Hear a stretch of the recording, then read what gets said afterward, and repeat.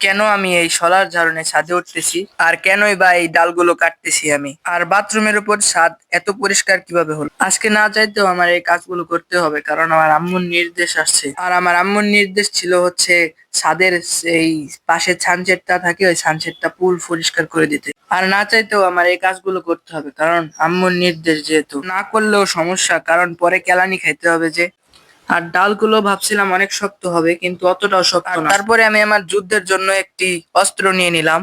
হিহি, এটা ঝাড়ুই। আর এই ঝাড়ুটাই আমার আজকের অস্ত্র, কারণ এতগুলা ময়লা ছাদের উপর জমে গেছে, এগুলো আমার এখন পরিষ্কার করতে হয়। কি দুঃখ, এই সব কাজ আমারই করতে হয়। আর এবার এডিটিং এর মাধ্যমে আমি আমার শার্টটিকে পুরো পরিষ্কার করে ফেললাম। আর এটা এডিট বললে ভুল হবে, এটা হলো জাদু।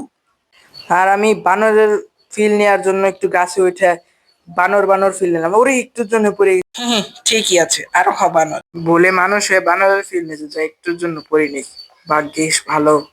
আর বেশিক্ষণ ছাদে না থেকে নিচে নামার চেষ্টা করলাম, কারণ আর বেশিক্ষণ ছাদে থাকলে আমার মার পায়ের জুতা আমার মুখে এসে পড়বে। আর সবাই আমার চ্যানেলটি সাবস্ক্রাইব করবেন এবং লাইক